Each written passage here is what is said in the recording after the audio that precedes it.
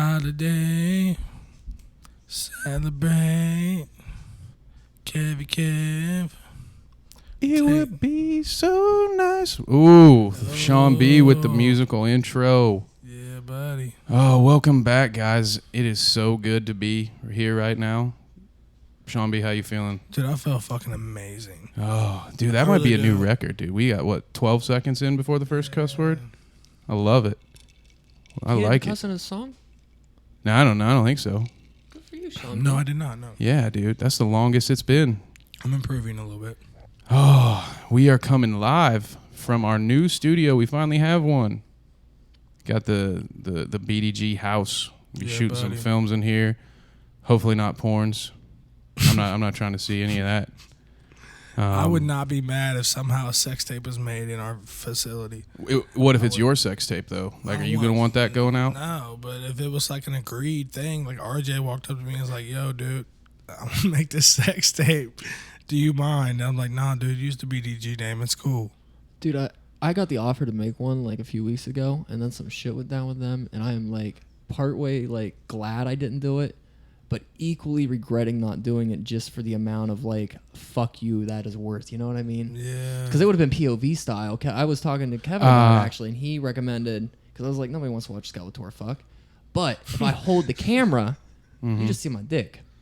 And like I'm skinny, so it just looks bigger in perspective. You don't really get to see how like my thighs aren't that big. It just makes it, you assume they're normal size, so my dick must be huge. So I was going to go that route, but I was thinking like I'm equal parts glad because I don't want to be that piece of shit person, but I know deep down I'm that piece of shit person. And that's what scares me about sex tapes though, because a chick could do that too if she doesn't, if it's not POV, and now she can just be like, you guys want to see Skeletor fuck? And now it's trending on YouPorn as a new like comedy porn section. I don't want that. Comedy porn. It's the what that section like? Is there like a feel better about yourself section where there's like a bunch of like super ugly dudes getting laid, so you can be like, I look better than that guy. That was like all the porn until the 90s though. Like all the old porn stars were ugly. Yeah, I guess which is weird. You would think. I don't know. That's very interesting. But if Shawn B, what if it was someone else proposing? Like if he was like, hey, I'm about to film this. Would you film it? I'm a little lost. Would you film your own sex tape? What if you got offered, like if someone offered you legit was like, hey dude, I got a couple grand. We need a stunt cock. We need somebody to physically do this. Your face won't be in it. $2,000 for a half hour's work. Or actually probably like 12 minutes work. I'd be like, what'd she look like? You know what I mean? I would at least want to know what because to me, what I'm fucking and the money, it all goes together. So if you're paying me $2,000 to fuck like some chick who's like 500 pounds, then I'm probably not going to do it. You gonna ask for a little more? Ask for a little more. Yeah, I mean, it depends on with the pussy. You know what I'm saying? Like, it just the price depends on the pussy, dude. Like, I gotta kind of see what I'm working with, and from there, I would go with my offer. Like, look, dude, I'm down to do this little porn business here, but I need to boost that up or whatever. That might be. I don't know if you guys have noticed, but I've taken to post episodes putting in a quote of the day in the description. I think my nominee as of right now is the price depends on the pussy. That is something I feel like I should put that up on my wall somewhere. But you guys heard a little bit from RJ. He's gonna be quiet for the what I mean. He's gonna be quiet and sit there for the first 20 minutes or so. Behave himself. But we're getting a little double down on you tonight. So Shawn B and I are gonna talk a little sports for you sports fans. And then we will switch back over to our normal Bad Dinner Guest programming. So with that being said, dude, we haven't even had to talk. Have we talked since the NBA Finals? Not really. I know. I've been out here grinding, dude. Just getting everything wrong. Every prediction I've ever made on our sports channel off the bandwagon, I've been wrong so far. So I am not doing well. But that's why I always say don't bet on the big one. Bet on like in the background. You should have said you have gotten them all right, so we would at least get some views out of them going back and like checking it, and then we would have gotten comments with everybody calling you out on your bullshit. I know we hate to cut the sausage on air here, but if I'm gonna sit in this background seat, I'm like, God damn it, Kevin, lie to the people. Everyone else is doing it. Why shouldn't I? Yeah, man. So Cavs in 7 did not happen. Nope. I am wrong. I'm not even predicting a World Series champion. I'm leaving it alone. I'm not going 0 for 3. Sean B, how'd you feel about them finals? Like, did you even enjoy watching that? Not at all. Not at all? No. Because you're not a fan of either team. No. And I appreciate the talent on each roster. You know, I could watch. It's not that I don't want to watch the game. It's just like, man, I like the players and shit playing. I'm sorry, and stuff playing. No, But, don't censor yourself, dude. You don't have to do that. no, I'm just trying Oh, to funny. cut back a little bit on my cussing, man. But I love it. But no, I don't know. It was just kind of boring. Like, I kind of knew there was gonna be Golden State victory. Like, that was my prediction. I didn't think it would be so quick. I thought Cleveland would at least win like 2 in Cleveland. So did I. But yeah, it was a bit of a letdown, especially considering that's how everyone got through the whole season. yeah, Like we mentioned, I don't know. I think I mentioned this on one of the NBA Final podcasts, but people kind of forgot the NFL playoffs were really shitty this year. Yeah. They were really, really bad, but everyone forgets about that and even the Super Bowl itself wasn't a great game. It was a great last 7.5 minutes, but also really all you got was one team dominating the other, no matter what. At no point in time, it was only close in the scoreboard, right? Yeah. So the Falcons dominated 3 quarters, and then they just got waxed that 4th quarter. It still wasn't a competitive game. It was one-sided each way. But it had a good finish, and so people remember it greatly. The finals this whole season could have been saved by a 7-game Cavs-Warriors final, and instead it ended up falling flat. So it gives us a lot to talk about going into the offseason because now Kevin Durant got that championship, so it's going to be like, oh, well, you know, is he going to stick around? They're all talking like they are. They're all saying they're going to – I don't know if you've heard this. Curry and KD are talking about taking pay cuts to make sure they can re-sign Andre Iguodala and Shawn Livingston. So they're talking about keeping it together for the long haul, which means we might be in for our little mid-'90s Bulls run here. Might be seeing a lot of the Warriors for the next few years. yeah. Well, we got the draft coming up, and that's the last big NBA thing to look forward to. There's a lot of excitement around it. I know you've got to be excited. Yeah, I'm pretty pumped. Our resident Celtics fan. So I know there are rumors out there about them trading down to the Sixers, of course. You know, ESPN NBA analyst Mark Wahlberg suggested that the Celtics trade for Paul George or Jimmy Butler. And if anyone knows anything, they know that Marky Mark knows how to hoop. Right. He's a baller, dude. So Straight, he be getting doubles all the time. and he's always, you know, he's always talking to Isaiah Thomas about how to play different characters and stuff. So it makes sense that he would get involved. It does. So I want to ask you, Sean, as our resident Celtics fan, who do you want? If it's you, who are you taking with that pick? Let's assume you don't want to trade it. Or I guess if you want to trade it, what would be the package that you would want? I wouldn't trade it. You wouldn't trade it? No. There's nothing? No. I would keep it. And honestly, I would go with Markelle Fultz, number 1 pick. I would go ahead and just take him because he is hands down the best player in the draft. Just take him. And a lot of people will be like, well, we got Isaiah Thomas. I get that. But Markelle Fultz is a bigger player than Isaiah. Markelle Fultz could play the 2 guard if necessary. That means we could get Avery Bradley, use him as trade bait. Yes. Go ahead and start Markelle Fultz at the 2 guard. And I think him and Isaiah Thomas, I think their playing styles would mesh well together. I really do. Because, I don't think I don't think Fultz is going to have a problem being the number 2. Like, he's going to come into that. He's already stated that he would come into that team, that organization, with, you know, his eyes open. He's not worried about being the star. Like, he thinks him and Isaiah would play well. They're both Washington Huskies. Yep. So they got that going for him. I think it'd be cool, man.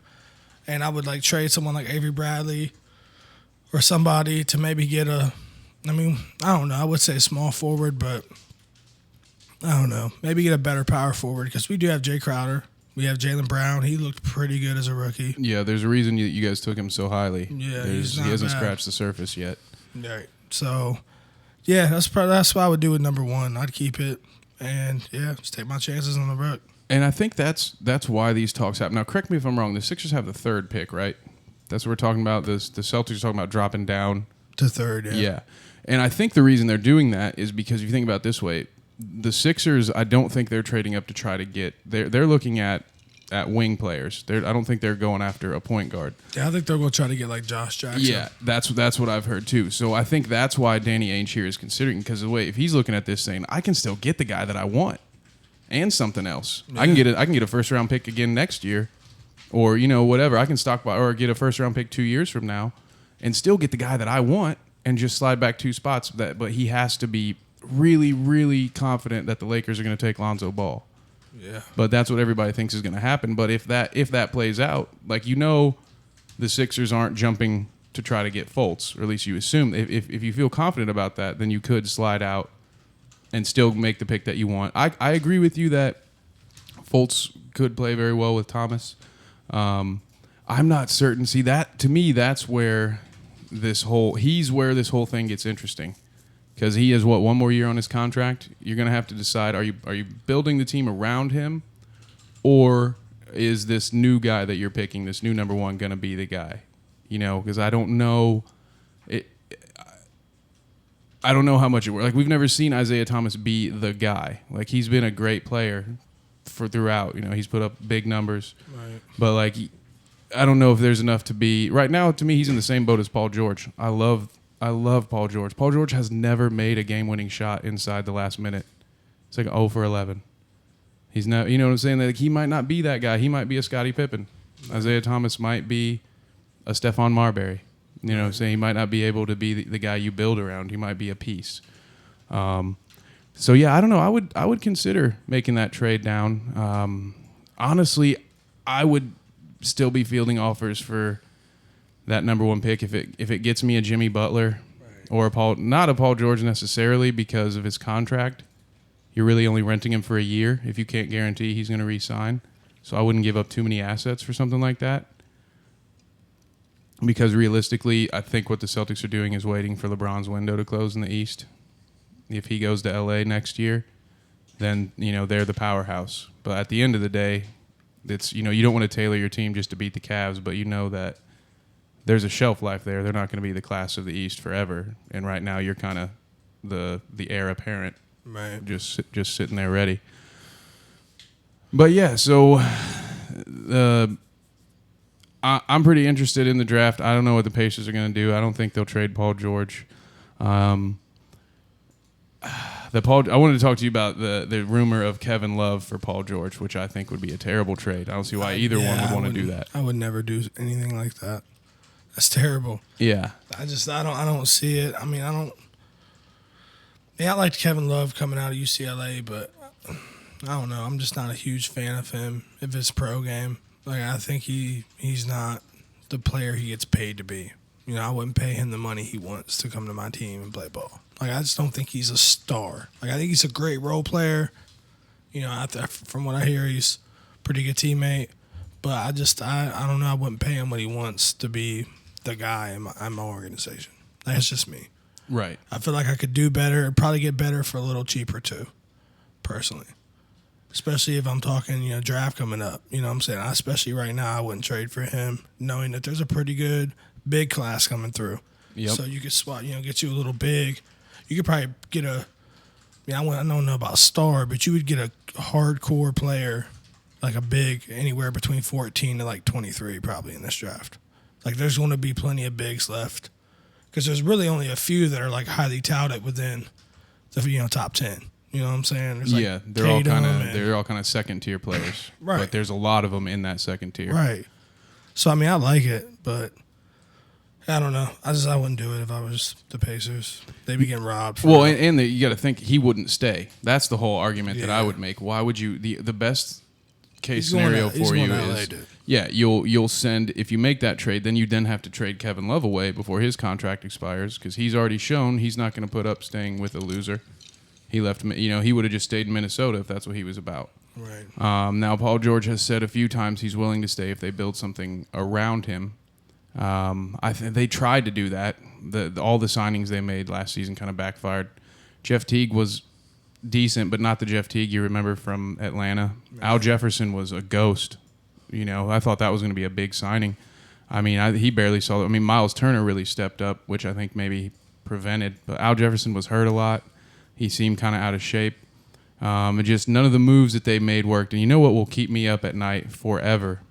Kawhi Leonard. Kawhi Leonard for George Hill. Yeah. Can you imagine? Especially just saying like they still ended up getting Jeff Teague. Because George Hill was a good ball handler. But back then, the Pacers had guys like Darren Collison around. Right. They could have, for what George Hill gives you, man, just to think you could have had Paul George and Kawhi. Like, that's a Jordan Pippen combo right there. Right. Like, Kawhi's the Jordan to Paul George's Pippen right there. So that one will always sting, no matter how good Miles Turner tries to make up for it for me. But, yeah, it's going to be a rough road for Pacers fans. I think we're in the middle of another rebuild. I think Paul George is going to leave, and I can't blame him for leaving. I don't. The weird thing about him going to L.A., though, is he's going to be in the exact same scenario. Yeah, but it's his hometown. And yeah. That's supposedly the factor at play here. I mean, I wouldn't fucking go to L.A. if I was Paul George. Like, yeah, you'd be back in your hometown, but do you really want to play for the Lakers? In the state they're in right now, because you're not going to be the guy they build around. You would just be that extra little spice to help them get up off the ground. Or even if you are in that market, like, look what happened to Carmelo out in New York when he couldn't get it done. Yeah. There weren't pieces around him. He still got blamed for it all. Yeah. Phil Jackson went out of his way to blame him for it all. But, Magic, I'm not saying Magic and Phil are the same guy, but, Magic's not going to fall on the sword for Paul George. If they're losing, he's going to deflect. You know what I'm saying? Paul George, the fans are going to blame him. The argument that I would make is, back in the day, the reason the Lakers could get Shaq to come, there was the way social media works now and the way advertising works now, back then, like, you needed to be in a bigger market to enjoy the fruits of that. But here Paul George is the star of the entire state of Indiana. The dude's on the cover of 2K17. He's got Gatorade commercials. So he doesn't need to go to LA to get that stuff. Right. And then I've always made that argument. I think RJ and I have had that discussion even about this very thing where I've always said, like, I don't really necessarily, some people aren't those let's go where it is. Hold the fuck There's on. some people you can stay. LeBron left to get his shit done because he had to, though. That's what I'm saying. Oh, RJ's jumping in. There you go. Yeah, no, I want them to hear that. I know very little about basketball, but I know at least one superstar that lives here now, like, fucking left so he could get his shit done that he cared about. And then he came back to be the king of his hometown. But he wanted to get his shit done first. And that's why I'm saying, go to California. And then if you want to be fucking king of Ohio, feel the fuck free. I don't want to be a king of Ohio. And I don't really think LeBron did either. He wanted to show he could be the king of somewhere that was, like, cool.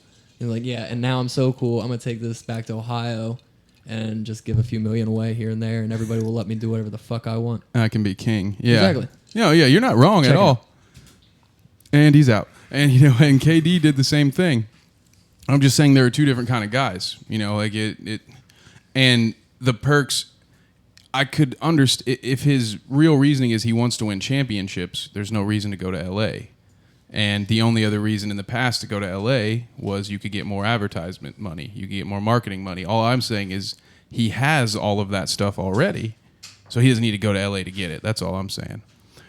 RJ, are you going to be jumping back in soon, or we can just keep going on our sports tip? I really think you guys should keep rolling. I mean, you guys are only 13 minutes into it. So all right. Keep it going. We'll just keep nerding away. Here, yeah. I just want to make sure you don't fall asleep at the controls and know how much you love this stuff.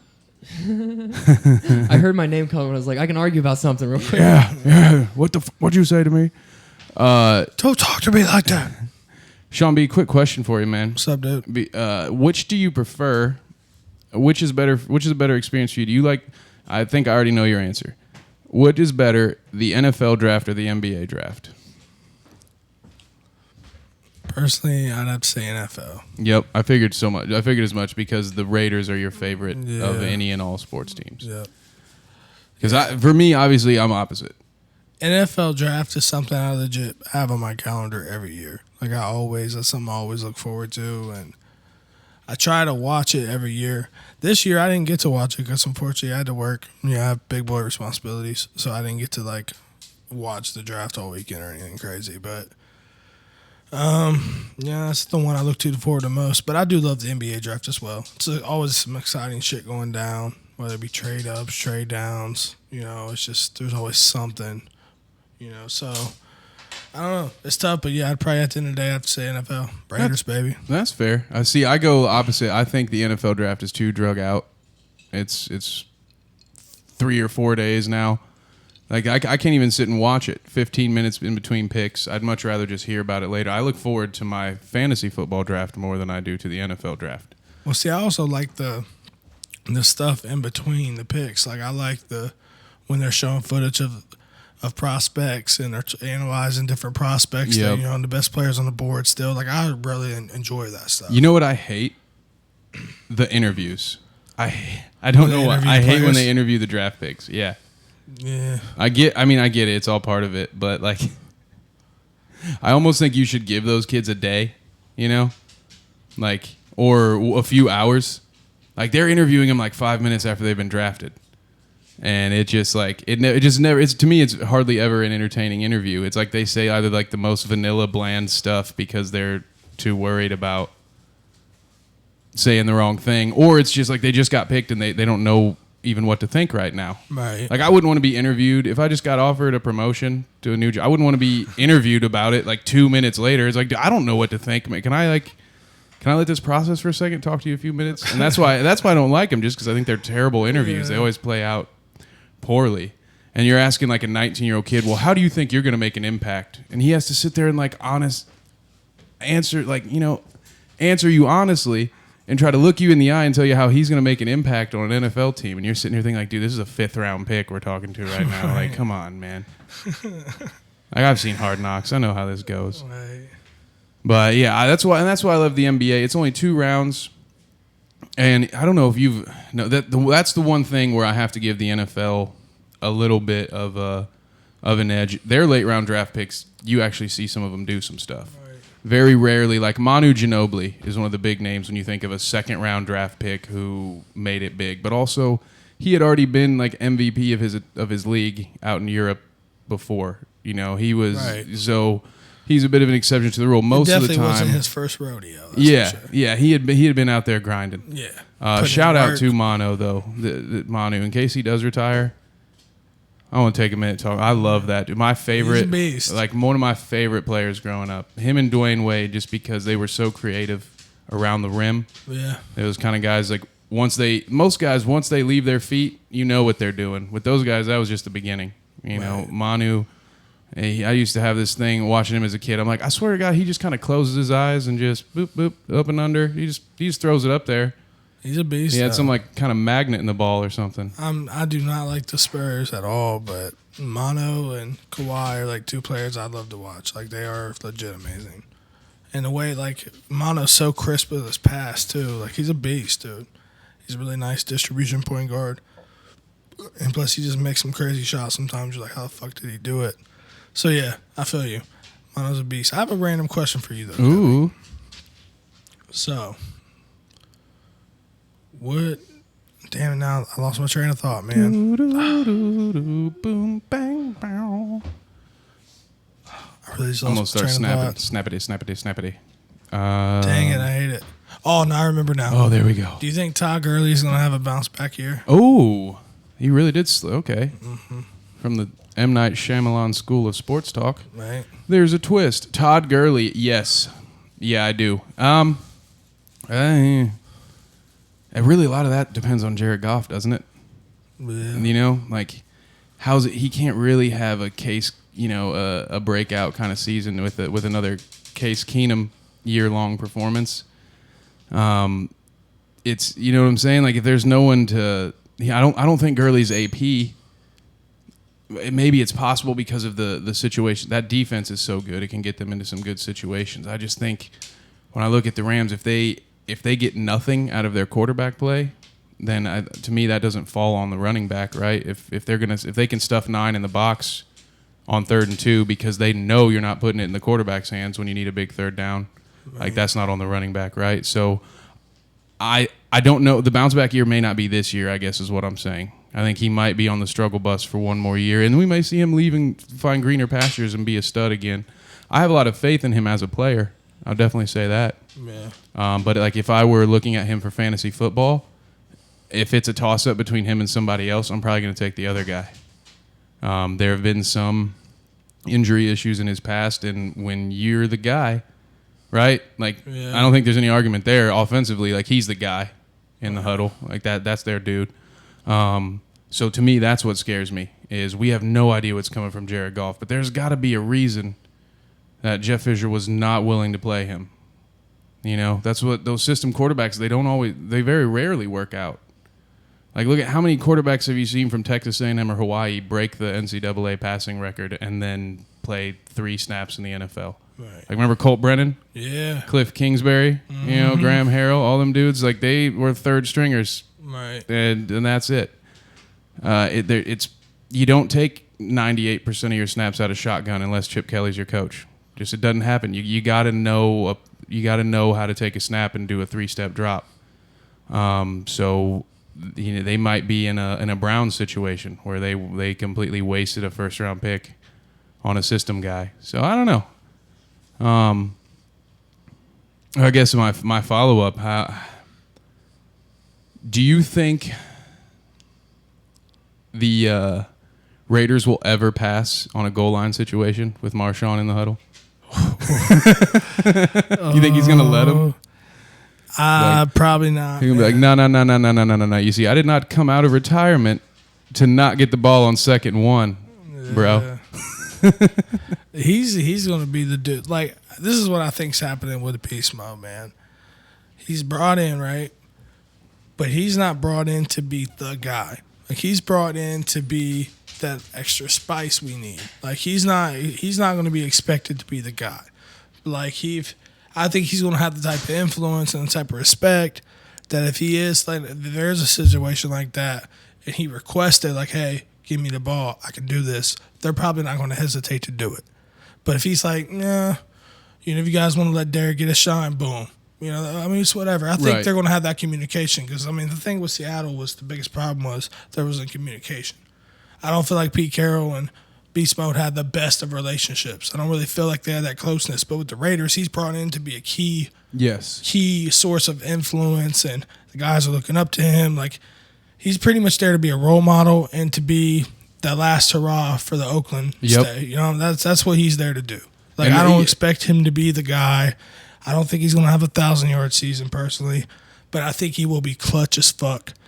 And I think that he will definitely do some damage. That's without a doubt, but I wouldn't be looking for him to have like a 2012 Seahawks season or some stuff. I don't think he's going to be balling out like that. It's not because he can't, but it's just not what he was brought there to do. And it's not what they need either. Right. You know, they just really needed to take some pressure off of, you know, allow teams to not be so aggressive in the pass rush. Yeah. Because they have their offense pretty well built. Another thing I will say that is coming to light these days is that Seahawks locker room has apparently been pretty tumultuous for some time now. Yeah. So way back when they were able to kind of keep Richard Sherman calm, and you know, everything seemed fine, and it just seemed like Marshawn, because of his antics and because of his out there personality, that he was a problem. You know, I remember like the holdout and all that stuff, and you know, and it was like, oh, he's the problem. But now you're starting to see that the chemistry in Seattle is a problem. Right. Well, that was an issue for everyone, not just that was not a Marshawn specific. And honestly, like that wasn't. We're still feeling the blowback, especially if you're a Seattle fan, or apparently a member of the Seattle defense. There's still tension based on that Super Bowl decision.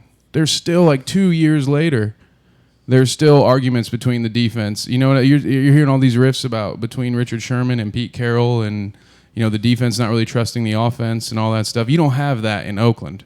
No. You know, I know there's no doubt that everybody has Derek Carr's back. That locker room is not divided the way that Seattle seems to be. So I think Marshawn fits, again, like you mentioned, they wanted him there. Right. This is a completely different scenario of, you know, whereas the Seahawks weren't willing to pay him, and, you know, they weren't willing to give him a raise or any of that. This is everybody involved, I believe, knows what they're looking for out of this. Right. So I'm excited to see what your boys can do.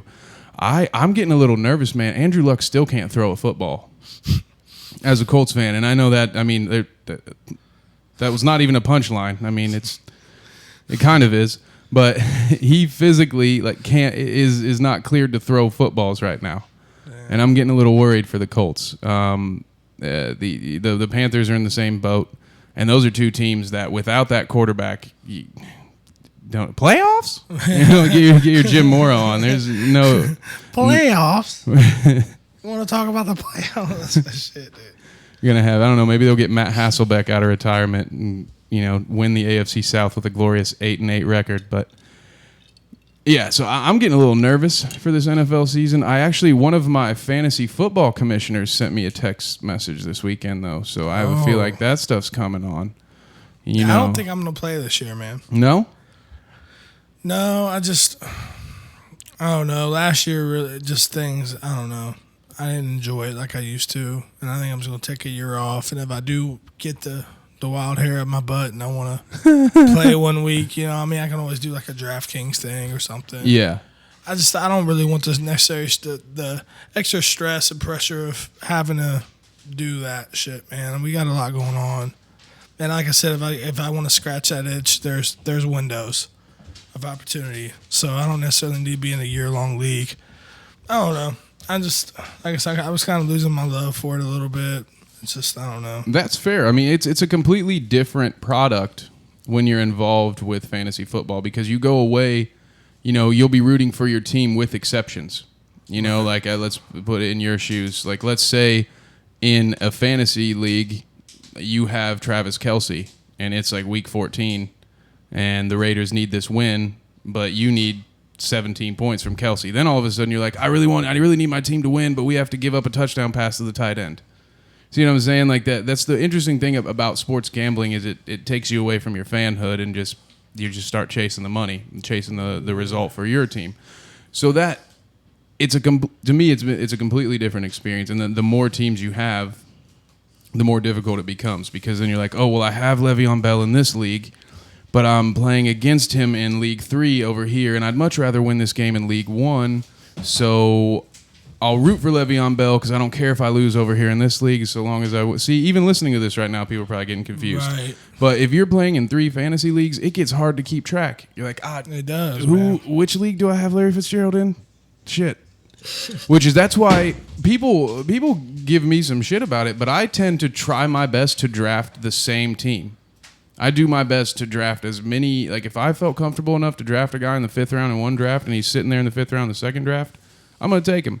Makes it easier for me if I can just basically have one fantasy team, in all 3 leagues. That'd be great. It never works out exactly that way. I'm gonna stick with it. I love it too much. Plus, there's the other aspect of fantasy football is it's like you've probably seen the show The League. There's that camaraderie to it. There's the fantasy league that the one that I put all my money into and all that stuff. Those are kids that I call them kids. We're all adults now. We've known each other since we were in middle school, and it's the only thing that keeps us together. That's the kind of the thing I like about, like, none of us really, most people listening to this can't go out and play tackle football anymore in their yard. So, like, this is kind of there's no more video games to play with each other and all that stuff, so it's fantasy football. You got those bragging rights, you can do it. So I'm going to give it one more year, but I kind of get what you're saying, man. Sometimes I miss just watching the games just to see who will win. And just absorbing it. But football, man, I'm ready for it. I don't know about you, but the time of the year when it's nothing but baseball is rough for me. Oh, I hate it. And I like baseball, but it's just like, why is that the only, like, I feel like during every other sport, there's always multiple sports going on. Why is baseball the slowest paced and longest season run? Like, why is that the one where we're like, yeah, this one could stand up on its own? Probably because it's the summer and we all have better things to do. But that it is always just a little sad.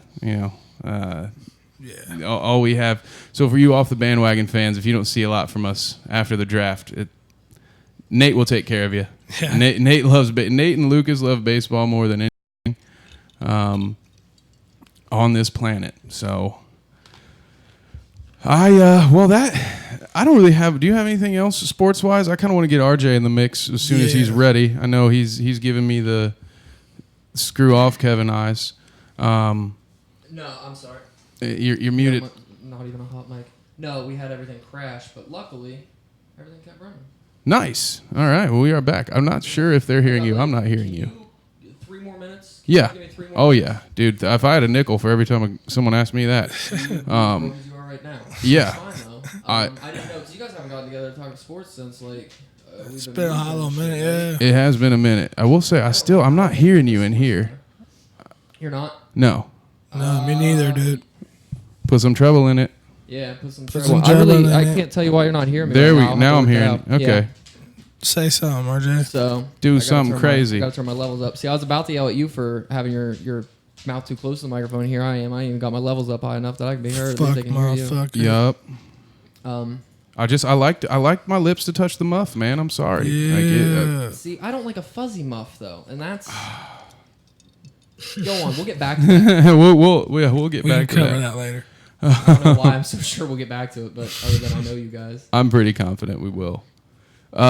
Shawn, there was one last question I had that I'd forgotten to get to NBA wise. Do you think we're in for Cavs Warriors round 4 for next year's finals? No, I do not. No? No. Well, who you got I think then, the Cavs dynasty is slowly fading away, and I think this loss in this year's finals was kind of the death blow. I think things are going to start falling apart. That's my prediction. If I'm wrong, okay, cool. But that's really where I'm thinking it's going, man. I just got that feeling, you know. My reason for, I will say, I really, really hope we don't have a Cavs Warriors round 4. Yeah, I would. I would love to see this. I'd much rather see the Spurs in the finals. To me, there's no one in the East. I know you. Depending on what the Celtics do at the draft, they could be there. When I look at that Celtics team right now, I don't see how that team wins an NBA championship. You know what I'm saying? And except it kind of in like the Butler way, though, right? Like you saw Butler go to back-to-back. Like that's why Brad Stevens got that money. Yeah. He did the same thing at Butler. You look at that roster. I mean, yeah, okay, Gordon Hayward is an all-star. All right, but look at Shelvin Mack. Was he like a third-string point guard? Yeah. You know what I mean? That is the extent of the NBA talent he had at Butler. So there might be one or two guys mixed in. Somebody's yelling probably and listening. Like, what about Stevie Richards? You know, I don't know, but you get what I'm saying. Like those Butler teams outperformed what we all thought their ceiling would be. So maybe I'm not saying the Celtics couldn't do it. I'm just saying right now when I look at the East, I don't see any. LeBron James has been to 8 straight finals now. Yeah. I don't see the team, and people forget this, but that Pistons team that LeBron beat, everybody gives LeBron crap for getting swept by the Spurs in that first Cavs, that Cavs Spurs, the 06, 07 finals. Yeah. People always dog on LeBron. They use that as a negative. Like, oh, he got swept by the Spurs. It's like, you guys seen that roster? He was like I've probably seen high school rosters that were better than that 06, 07 Cavs supporting cast. And he beat what is arguably one of the better teams in NBA history. That Pistons team with Chauncey and Rip and Rashid, that was the Spurs before the Spurs were the Spurs. You know what I mean? Like that was right at or right around the same time. You know what I'm saying? That those two teams had the same, and they were complete teams. And LeBron beat them all by himself. And so that's why to me, I have to see it. I have to see an NBA Finals without LeBron James in it. Now it's been almost a decade straight of this guy. And that's the only reason I won't write the Cavs off. Yeah. So I sad as it is, I think we will see Cavs Warriors Part 4, but I hope not. It's not good. It's not going to be good for the NBA. No. Like this isn't professional wrestling. You don't want the heel to run forever. People just aren't going to be into it. It's. Or maybe they will. I don't know. Maybe people they'll turn into the Patriots of the NBA, and people will tune in just to hope that they lose. But I don't know. I'm not that dude. I see the same team just pounding teams. I'll tune out. Right. Who's your World Series prediction? I don't have one at the moment. Oh, come You know I'm on. not You can't that just huge of a just baseball be guy, like man. you could just say Yankees Cardinals. I'm gonna go. Yankees Cardinals. I'm gonna go Cubs Indians again. Ooh. That would, yeah. I don't know. I don't think the Cubbies are. They're rough. They're letting me down. Oh man, it's sad stuff. They're cashing in. Actually, I want to talk to you about this. I heard about this I think yesterday or 2 days ago. So I'm starting to get a little. I guess I don't really care. It's funny. The Cubs are really, really cashing in on this whole first World Series in a century thing. They are now selling what they claim are ivy leaves from the wall that fell off the wall during the World Series. So they're selling you leaves of ivy that they claim, again, you know how the ivy grows on the brick wall out there in Wrigley. So they're claiming that these leaves only fell down during the period of time in which the World Series was taking place, and they are selling these dead plant leaves for $200 a piece. Oh, wow. That's ridiculous. Right? That's when it's just like, okay, I love sports. Obviously, we wouldn't be sitting here talking about it and recording it if we didn't love it. Right. But really? Like, I don't... I mean, it's a stretch for me to spend $200 on a girlfriend for like an anniversary gift. You're going to spend $200 on a leaf to put like in your... I don't even know what you would do with it. Do you like... You buy like 10 of them and make like a picture frame out of these leaves? Like, what do you do with one leaf of ivy? Show it to your kids and tell them that's how you wasted $200. Sit here, Granny. Sit down here, son. Let me tell you about the time Grandpa bought this leaf that probably came from like Palmetto, Florida or something. Right? Not even Cubs ivy.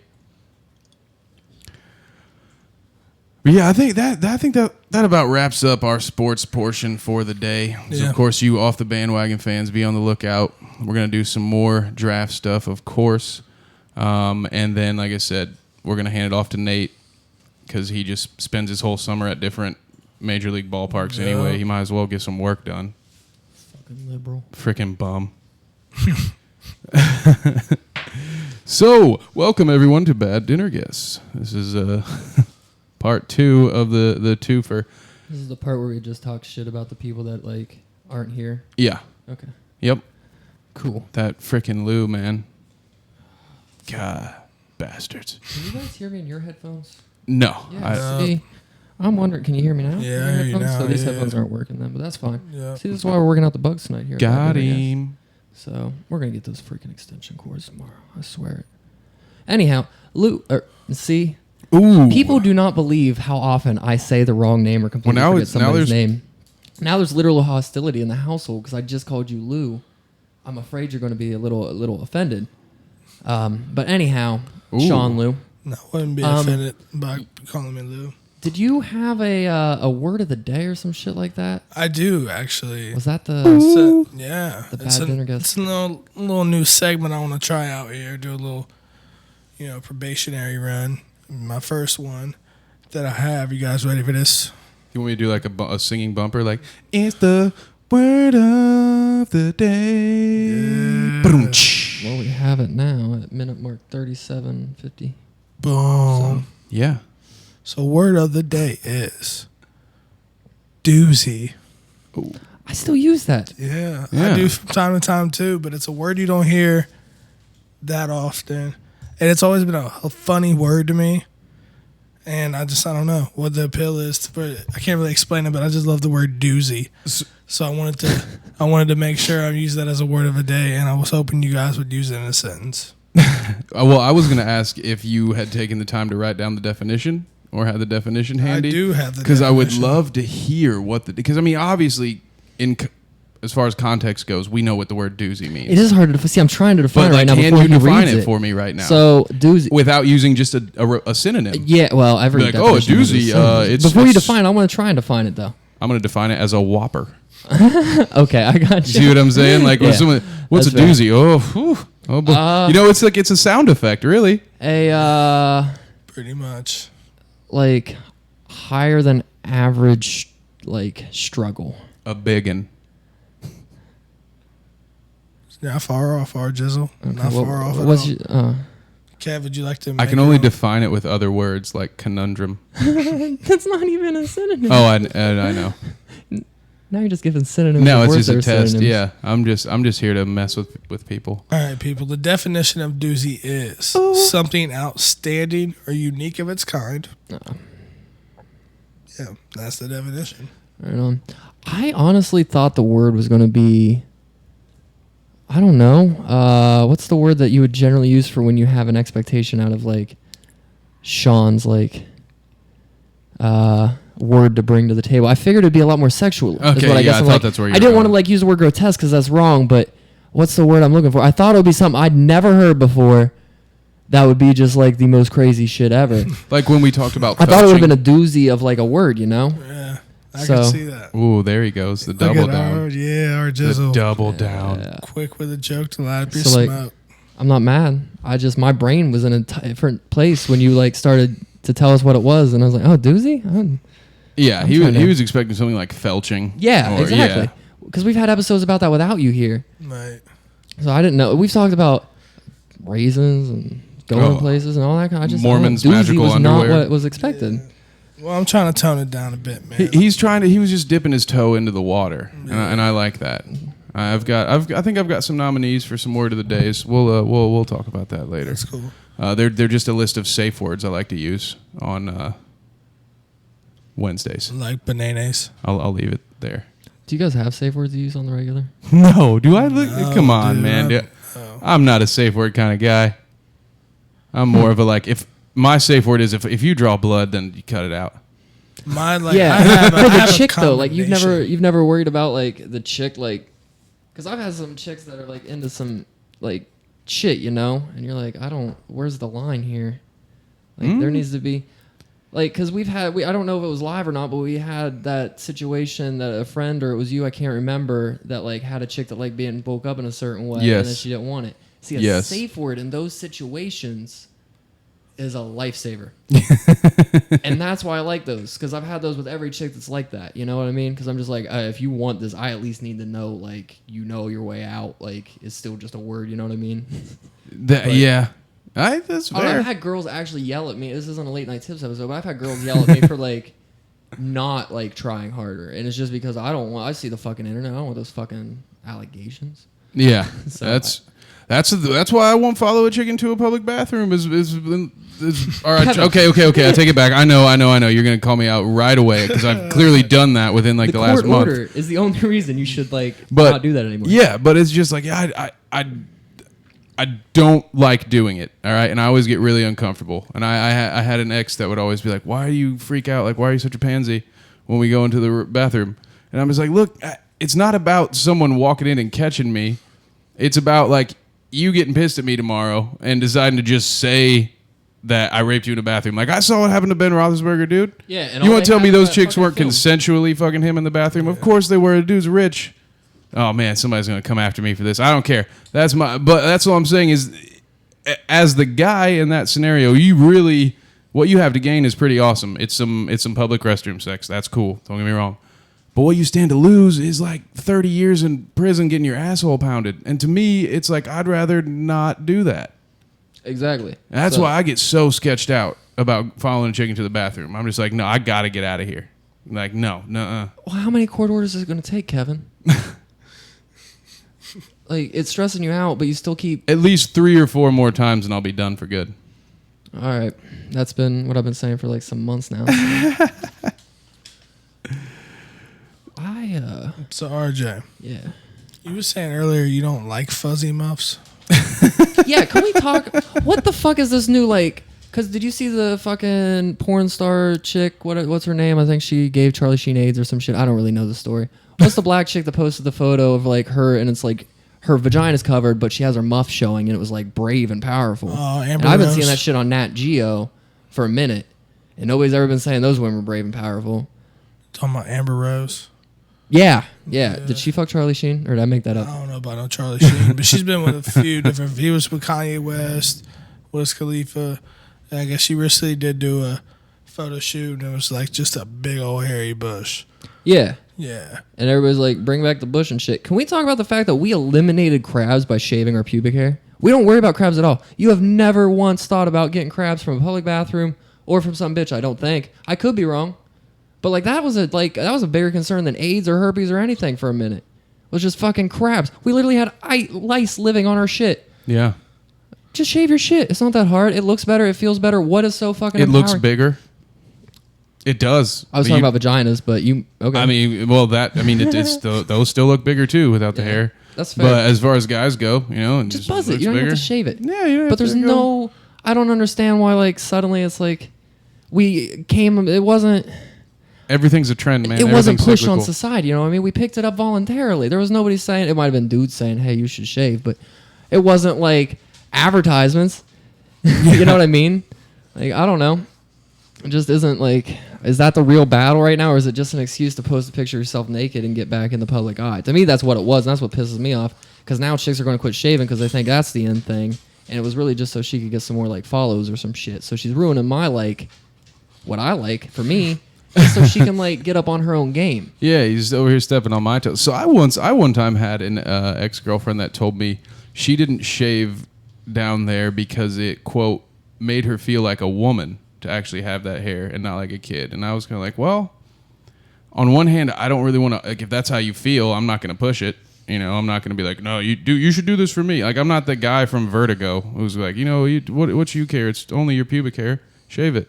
But at the same time, I was like, why is that what makes you feel like an adult? Like, because you can grow hair on your crotch, then that's what makes you feel like a grown up when you get out of bed. Like, if that's what makes you feel like an adult, you should probably do some more adult things throughout the day, right? Like, not just be like, oh, well, I've got my bush, so I'm good. Yeah, exactly. I've done all the self-growth I need. Oh, we were talking about my hatred for the, like, pride parade, and it's not because I hate gay people. Go ahead. Get on your bashing. No, just But no, it's like, it's the same thing. It's like, what do I have that's easy to claim or be a part of that I can be proud of? Oh, I can grow a bush. Let me put a picture of this up and look empowered. Like, you know what I mean? Like, It's just literally like, I'm going to claim something, I'm going to scream, and I'm going to be as grotesque as I can. Or not even grotesque, but just like as whatever, not pornographic, what's the word where you're just like obscene? It's not even obscene. It wasn't like an obscene. It was an artistic picture, don't get me wrong, but it's not getting clicks because it's artistic. It's getting clicks because she's naked showing her bush, let's be honest. Nobody's like, oh, wow, the woman figure is so beautiful looking at that shit. You know what I mean? But it's literally just people being like, yeah, I got body hair. Look at me. Be mad about it if you want. And I'm like, literally, it just makes your pits smell worse. I don't like care if you have it. But like, if you want me to eat you out for more than 30 seconds, please shave, because it's not going to happen any longer than I can promise. I'm just not about that life. Armpit hair on a woman is an immediate turn off for me. Immediate no for you? I can't do it. Like that, if I like, we're kicking it and, you know, progress is being made, I don't care. If you lift your arm up and I see a monster bush in between your armpit, I can't. Like, we can be cool. We're friends. That's fine. I respect you, but I can't have sex with you if you have a hairy ass armpit. So you would rather armpit hair than like bush? Yeah. Or you would rather bush than armpit hair, I mean? No. So you would... Wait, which would you prefer, armpit hair or now bush? I'm confused. Which one do I prefer? Yeah. Bush. See, Yeah. I don't ever like kiss a girl's fucking armpits, and I rarely look at them. So like, I don't know like how often they matter. It's the eyesore, man. Don't look at them. And it's just gross. It's just, I don't know. It's not attractive to me, man. I didn't think I'd be the feminist in the room just screaming, "Don't look at him if it bothers you." But I don't know. That's a weird one. As the most shallow person I know, that is like. And it's not me being shallow, man. It's just like. How turned on do you get by a shaved armpit? See, I don't. It's not that it turns that's me, my thing. Like, that's why it's not a deal breaker for me. None of it's a deal breaker for me. I'll be honest. Yeah, and that's like, it's not a part of the body I look to get a boner. So it doesn't like. It's just like, oh, that's different. I'm not used to that. It's, you know, is what it is. But I don't know. It's just not that big of a. I don't know. I can't do it. It just gives me a really bad vibe. I don't know. I just don't like it. See, I like when they use that like white chalky deodorant, and then I can just like lick that off the armpits. That's hot, dude. Have you ever gotten deodorant in your mouth? Yeah. That is the fucking worst, isn't it? Mm-hmm. It is pretty bad. You know what's worse, though? Oh, no. Oh, God. What's worse? I'm just joking. I don't have anything. Oh, you tease. Yeah. I had to get that in. That's the worst. That is literally when people do that Sit over there with your blue balls. I insist. But yeah, was it this situation I had recently? This isn't anything sexual. It's just random. Like, I wonder how other people feel about this. Ooh. Is it awkward to talk to somebody that's sitting beside you in a stall? Oh, okay, yes. Let's have this conversation, because I'm going to have a couple of conversations here, because I also want to have the urinal talk too. So let's stick with yours first. But yeah, is it like awkward if you're like, and this is a complete stranger? This is like, you go into somewhere, you're at the mall, hanging out, boom, got to use the bathroom. You walk in there, sit down, you go to take a boo boo, and the guy next to you is like, "Hey, what's going on, man?" And it just starts like a random convo, like, just starts. Did you see the new bistro they're building in there in the food? It could be just something like, it doesn't have to be inappropriate stuff, but it's just like, what? How do you guys view that? Is that weird? Is that awkward? How does it make you feel? Are you comfortable talking to a stranger while you're taking a boo boo? If I'm taking a dump and somebody talks to me, that dump's over. Like, That's you that. just hold it in and you get out of there? Yeah, I'm like, I can't. There's no way. This is just too weird for me. I would continue. I would answer only in the really loud farts of my said boo boo. I don't even know. See, that's where my conundrum would be. Like, I don't know. I may just not even respond to the guy and act like I can't hear him. I'm not having the conversation with the stranger while I'm shitting. It's funny. I'm not the guy that likes to talk to people while they shit. Like, I've known people in my life who liked, like, I have an aunt. My cousins used to always complain about how my aunt would leave the door open and make one of her daughters come up and, like, stand by the door and talk to her while she took a shit. And I always thought, like, I don't understand that. Like, that's you. Like, that's your. I had an ex-girlfriend that would, when she went out with her friends, she would call me drunk on the shitter because she wanted someone to talk to while she was taking a shit. I'm not that guy. Yeah. Now, I wanted to throw. Oh, go ahead. What's RJ. always You got surprised something. me is that chicks have been weirder about their poops than any dude I've ever known. Like, chicks that I've been tight with, they think they're hilarious. Girls love poop jokes more than any fucking dude I know. If I tell you guys a poop joke, you're gonna be like, that was unoriginal. Women seem to fucking love them, and they'll think farts are hilarious. I've had pictures fucking call you while they're pooping just because they think it's funny to let you know they're pooping. Yeah, like, I've had that. What the fuck is up with this shit? Like, I would never. If I'm just thinking glad about a to know girl it on a wasn't just toilet me. while I'm on a toilet, I'm gonna be ashamed that I thought of her while I was shitting. I would never be like, "Hey, thinking of you while I'm taking this dump." Shit. Perfectly acceptable. out of You've a chick. never thought, like, the only way this dump would feel any better is if it were a blumpkin. Have you heard the science behind a blumpkin? No, I mean, Have you? Well, the reason, like, I the only understand thing that it's sold me on bad. a blumpkin, as much as I hate butt stuff, and I understand it's not really butt stuff, it's still kind of butt It's stuff. kind of butt stuff, dude. But, It's so you a lot of have butt is involved. a percentage of an orgasm apparently every time you poop. So if you can have an actual orgasm at the same time you're pooping, it's actually like a higher It's like a orgasm Super without having to Saiyan? choke yourself. Yeah. What?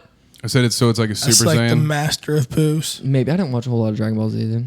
but you understood what I meant by Super Saiyan. It's a I said power. maybe. It's powered up. It's powered up. Yeah, it's powered yes. I'll answer my own question. Yes. So it's I a Super raised Saiyan that. orgasm. How much would you have to pay a hooker to, like, choke you while you were shitting and she was blowing you? Ooh. Because that, to me, Dude, if, you would if people are probably- dying of autoerotic asphyxiation, they're doing it. Why aren't you doing it while you're pooping with a hooker that can turn the lights back on? You know what I mean? And get, like, amped up on both Yeah. ends.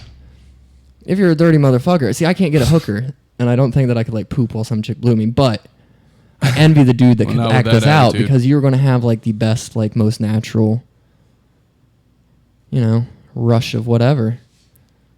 I imagine if you were able to successfully do all three at once, you would astral project outside of your body and go talk to God for about 5 minutes. It's the new DMT. Yeah, it is exactly. I'm ready for this. I was trying to go holistic. This is interesting, but yeah, no. See, I could never. I don't know about you guys. I could even if I'm paying for it. I don't think I could ask for anybody to do that. Like, if I haven't showered that day, and I actually care about the girl, I'm gonna be like, no, don't go down there. You don't want to be down there today. Right. We'll take care of that later. I'm with So- Get RJ. I offended don't. about that too. Huh? I've had chicks get offended about that shit too. I mean, well, no. If they push me and if they press, I'll say, hey, I warned you. Don't come to me later and talk about how I was sweaty or whatever. But just trying to be courteous. But that's why I wouldn't. That's why I wouldn't do the whole Blumpkin thing. I could never put. I couldn't do it either. Yeah. What if she was into it though? Because I've had chicks tell me about giving them, and they were like down for it. They were cool with it. I just don't think I could get hard while I'm taking a butt. I'm taking a butt. While I'm taking a boo boo. You know what I'm saying? I don't know, man. And like, just the thought, I don't know. I just don't think I could do it. Although I said the same thing about golden showers, and the last time I had sex, I did piss on a girl, and I didn't think I'd ever be able to do that. And as the record will show, you all said the same thing about eating poopers.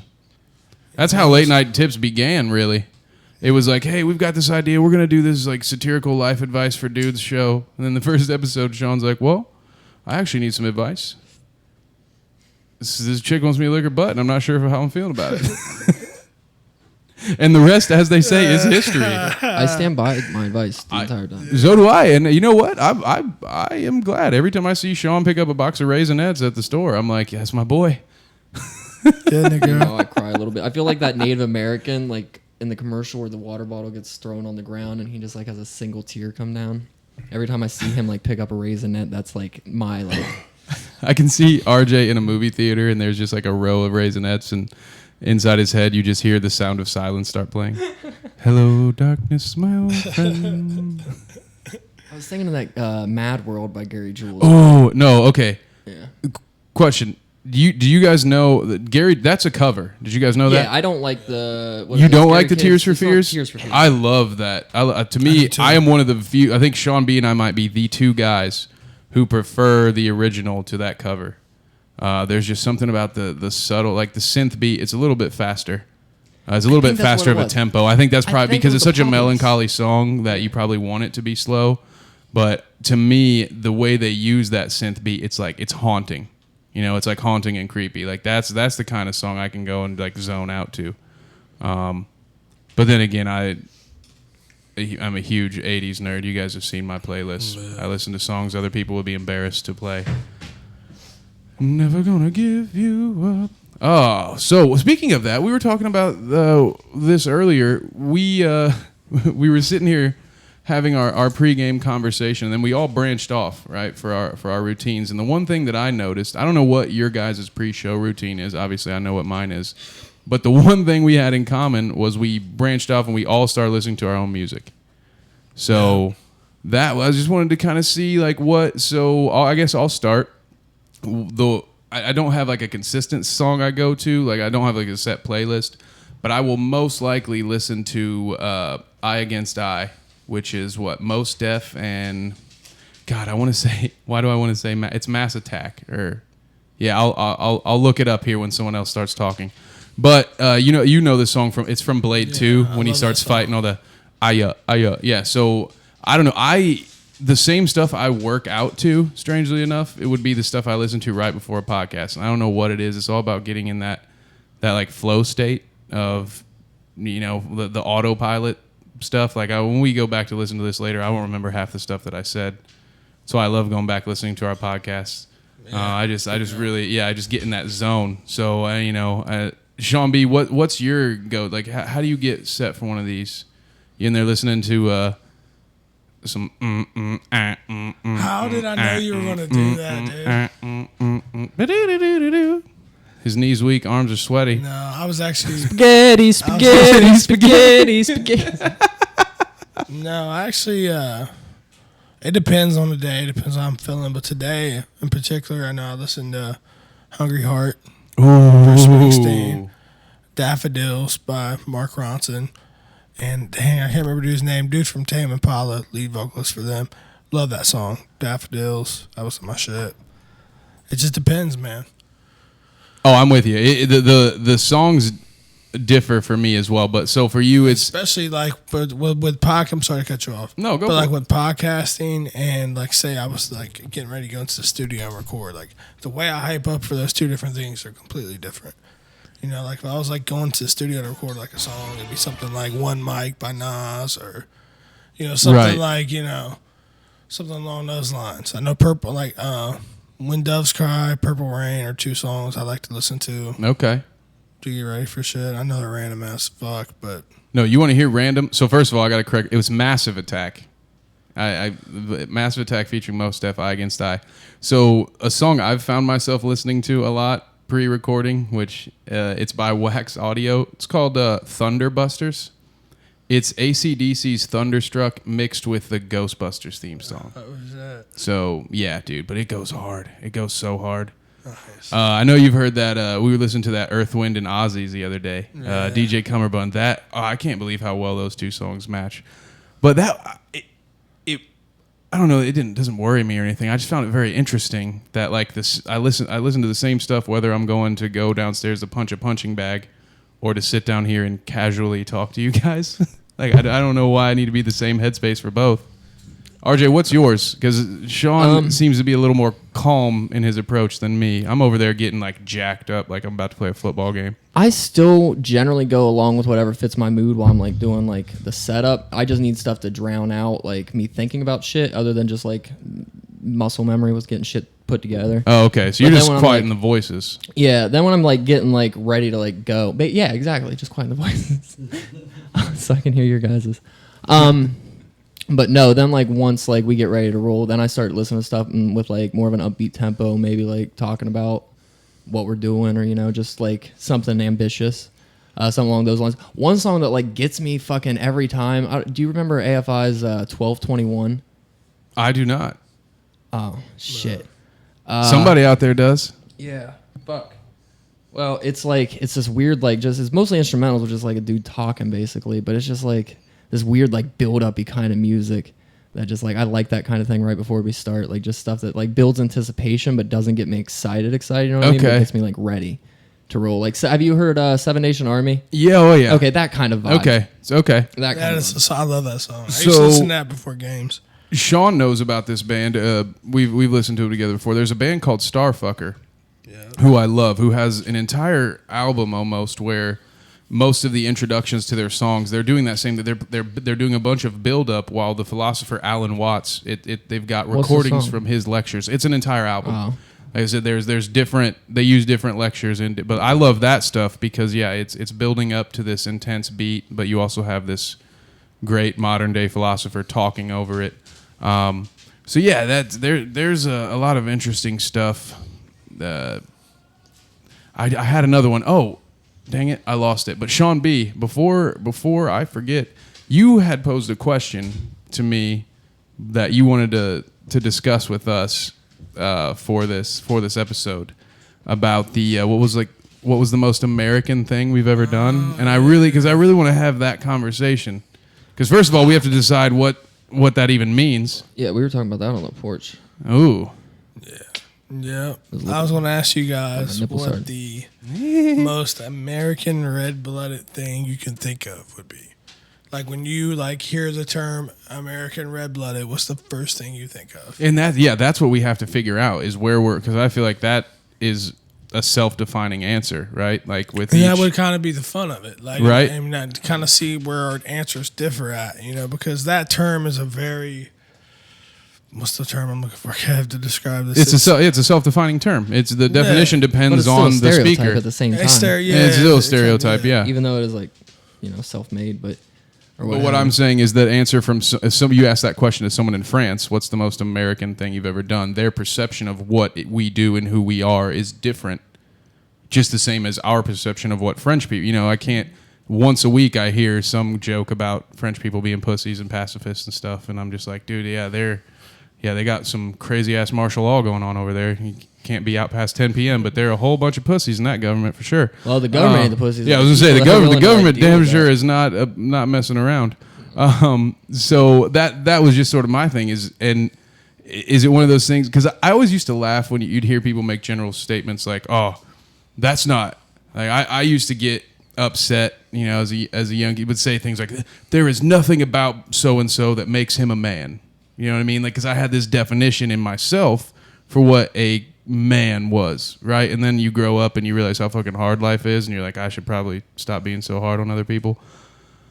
Have you heard the song "Till It's Gone" by Yellow Wolf? Because that's one of the ones I listen to every episode. Yes, I like that. So, Sean B, do you have an answer for your own question? Because I kind of need one to gauge here. Right, like I don't really know. I'm fishing for some help. See, I need some time to when think I was out about on the mine. porch with him earlier, I was talking about it because like my fear is that I'm gonna be like, to me, like the red-blooded Americans, like dudes shooting guns while fucking like a blonde chick and like hanging like a fucking like Middle Easterner with a dip in your with mouth. like and an eagle on his shoulder. Yeah, but you guys might be like, well, the most American thing to me is like being proud of your country and like I started my own business. Like, what I would do with it if this is going to be a reoccurring segment, we just lost a watcher. I'm sorry, guys. I hope it wasn't the jihadi reference. I hope it was a patriot. Yeah. Anyhow, I was gonna just do like the most red-blooded thing I saw that week, either in the news or in my life, because that's like a lot easier to like, you know. Oh yeah, no, that's fair. I just what as far as like so far in your life though, like, do you have a candidate right now for a top story? Because I'm grasping at straws, so somebody else is gonna have to lead off here. Yeah, for tonight, I don't know that like I have one on top. I'll probably think of it when we're talking about some other shit that's gonna happen. That's what. Sean B, you thought about it. What's the most red-blooded American thing that you've ever done? And then I promise I'll come up with something. All that I've ever done? Because I have one, but it's from when it's so early in my life, I don't remember it. But it's a story I can tell. The most red-blooded American thing I've ever done would probably be getting some nookie at a truck stop, dude. Okay. Yeah, that's American right there as fuck, dude. Yeah, of course, it is. We want it now. We want it right now. Like, yeah, we both have homes, but we're here, and we're here right now. At least that's what our profiles say. Yeah, at least. So, to me, homes, right? You got a home, yeah. I did too. To me, yeah, I was flexing my right of freedom. Exactly. I could get it where I wanted. You know what I'm saying? Like to me, that was probably the most red-blooded American male thing I could think of doing. I'm like, you know what? You know, and us as Americans, we have a tendency to justify anything we do. You know what I'm saying? Like, it's a common thing. I mean, I don't know if it's just I'm sure I would like to think people in other countries are kind of like that too, so we're not a bunch of fucking creeps over here. But I know a lot of people are very self-indulging. You know what I'm saying? Quick to justify anything they do. So to me, I don't know. Yeah. That's like, I don't know, the most, fucking at a truck stop, dude. That's what I'm rolling with. What about you, Jizzle? Again, I really don't know that I have one tonight. Like, I've heard like crazy ass stories and like met some crazy people who've done some crazy shit. I don't want to like, I have no idea off the top of my head right now. Cockfighting, dude. Yeah, cockfighting. That wasn't like blood American to me. I don't know. It's okay. So I'll extend a lifeline here. I have two potential stories. I have one. You know what? Go for it.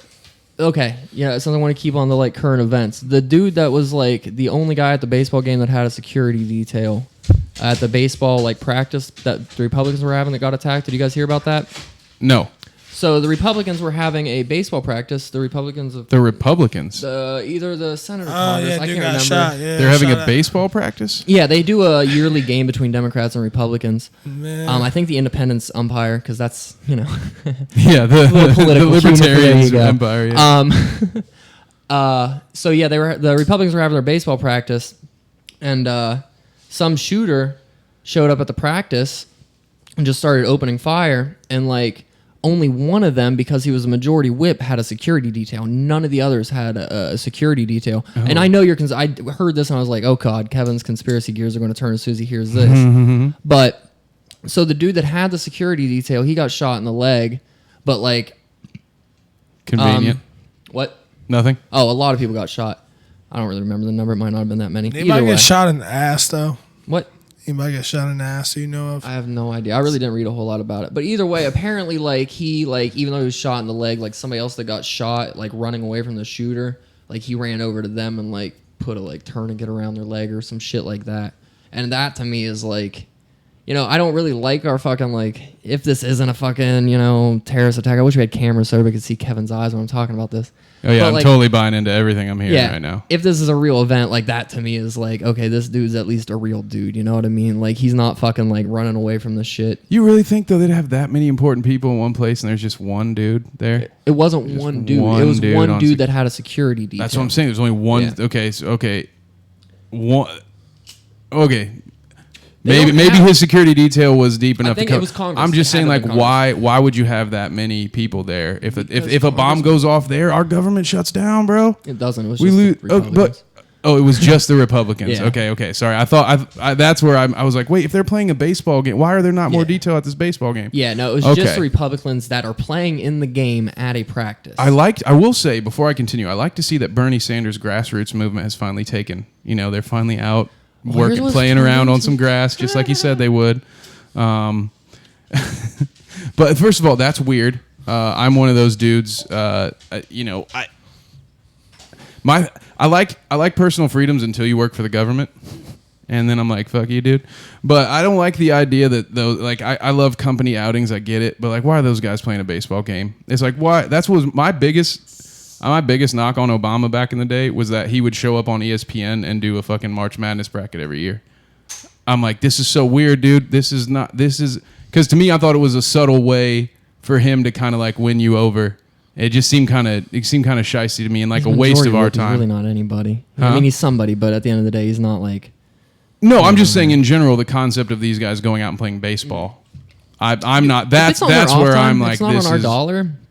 I'm all for it more than against it. If it's not on my dollar, I'd rather them be out like talking to each other instead of fucking, you know. That's fair. If it's a real political system, if it isn't the show they put on, if they're really just congressmen that are from each district representing us or whatever, and they want to have a game together and they're like opposite viewpoints, you still kind of want that, like, because they still have to fucking argue all the time. I don't even like the system, but if they're in this system, yeah, I want them to do shit like that rather than get like constantly stuck in trenches. I think little shit like that's one of the reasons companies have those outings. I'd like to see them all get fucked up and play a game of dodgeball, dude.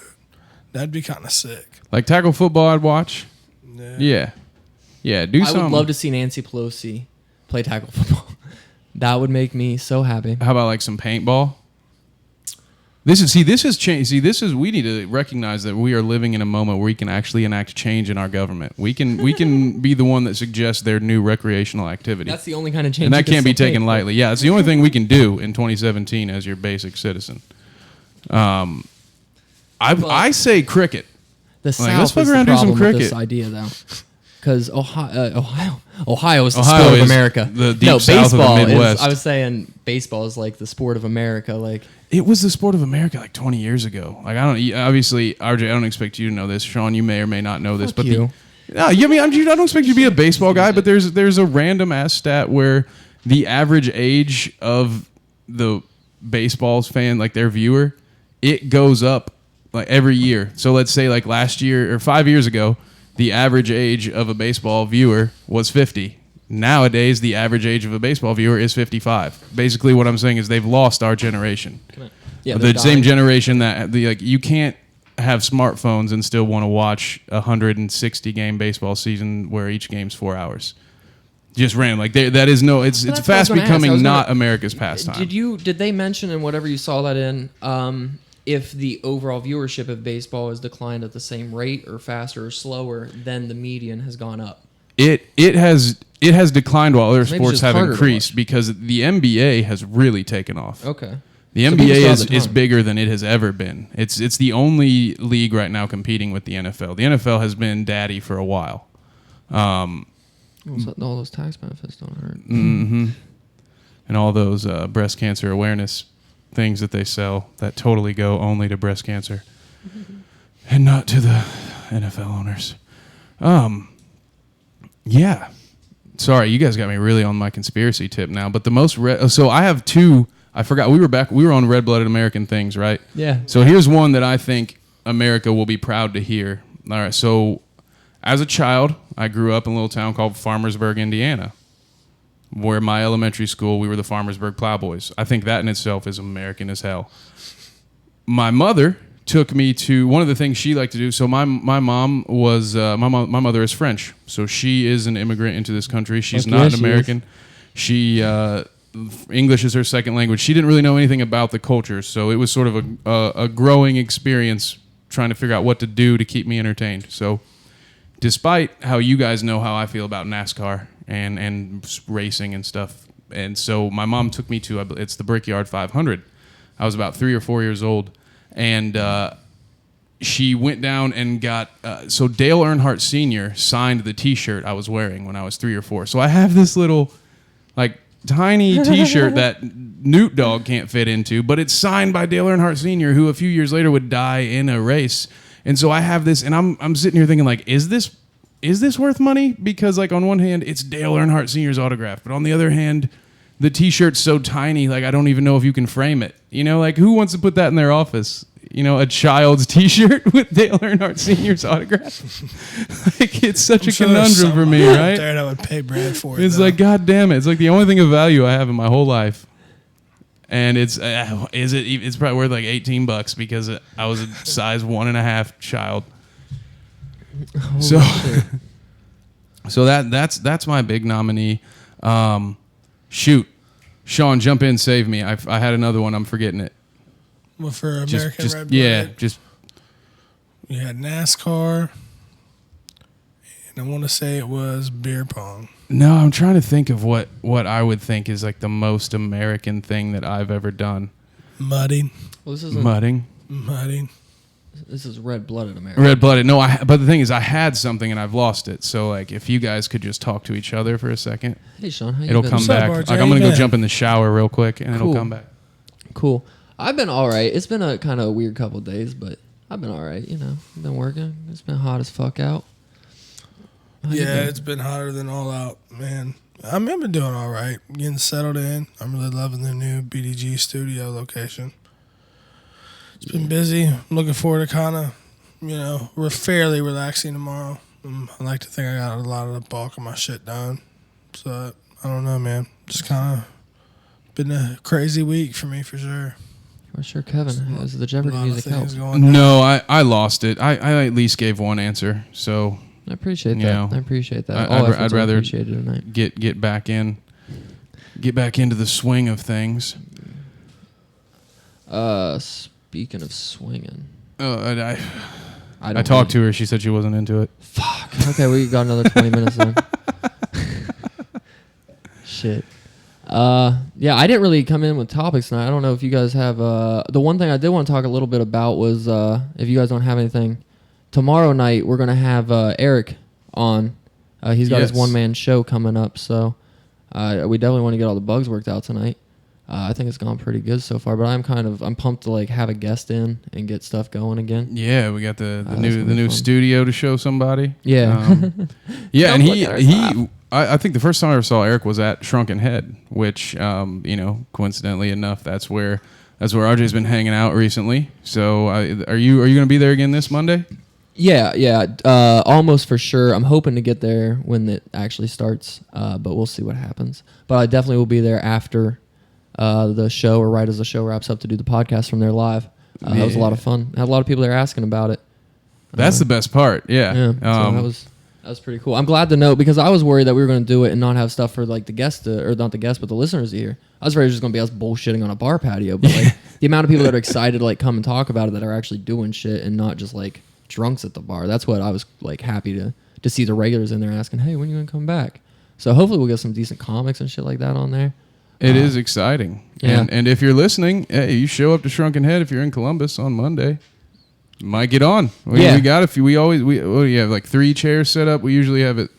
I mean, this is RJ's baby, but I show up every once in a while. It's a bad dinner, guess. It's a bad dinner. Yeah, but I mean, you're the guy to talk to. So Yeah, somebody's like, I want to go to Shrunken Head. Yeah, don't talk to Kev. So the first episode we didn't get any audio from, so you guys cannot see that episode ever in your lives. Don't go look for it. It doesn't exist anymore. It's our secret. But we had Nick Glazer. I can never pronounce his name right, but at least I remember it, which is good for me. Yep. He's the host of the show. He came on with us, and then we had one of the bartenders on with us.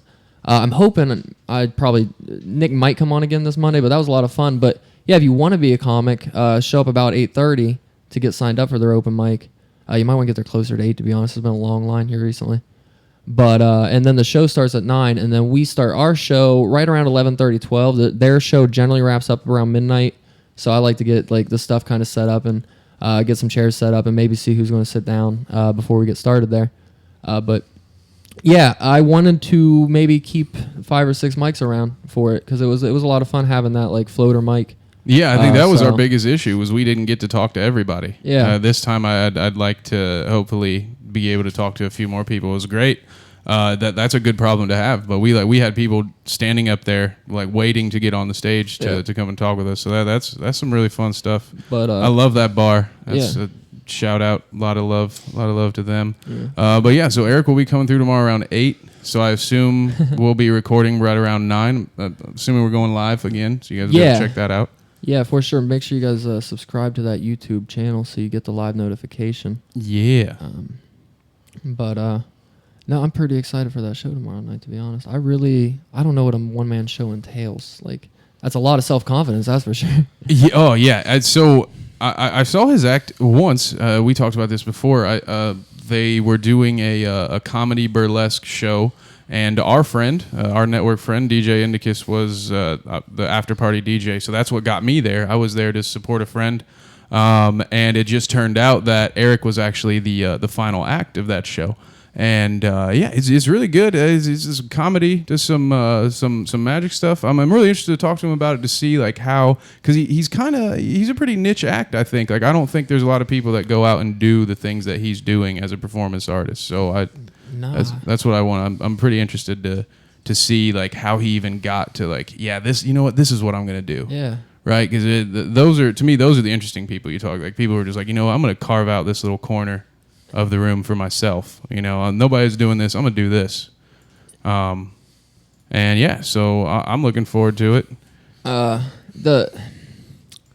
can't remember what I was gonna say. Oh yeah, it's not even like a one man show at one of like the weird bars around town that'll put on anything though. He's got like 5 or 6 nights booked, I think. So like it's a real deal. He's not just like because you meet those dudes, they're like I got a one man, and they're really just a homeless dude. I don't know. Maybe I'm the person that meets those dudes, but yeah, like he's got a legit show. Just because only 2 people were there doesn't mean it wasn't a one-man show. I pre-sold tickets. Okay, that's fair. If they just because they were $1.50 and the stage was a box, a couple of cardboard boxes, that doesn't mean it wasn't a live show. Okay, that's fair. As long as you're alive and it's a show, I guess that's meeting the definition. Did you guys have anything else you wanted to wrap up on? Nah, man. I'm kind of in hiatus right now with Raiders Flavor. For those of you listening that also like that, there just isn't really a whole lot going on. But that's about to pick up real soon because we're slowly approaching football season, man. So just be on the lookout, for that good stuff. I got you on the Raiders info. Just follow me on Twitter, man, at sboogie_614. And stay posted that way, I guess. It's boogie, woogie, woogie, woogie. I expect a lot of things. Nothing specific right now. I'm keeping my projects kind of secret at the moment. Sorry, I got a little too close to the muff again. But I've got a couple of things I'm working on. I imagine the content's going to start flowing now that we are finally in a central location and we're not recording in garages anymore. But follow me at myboykev or, of course, Bad Dinner Guests on Facebook or Kev Massing on Facebook.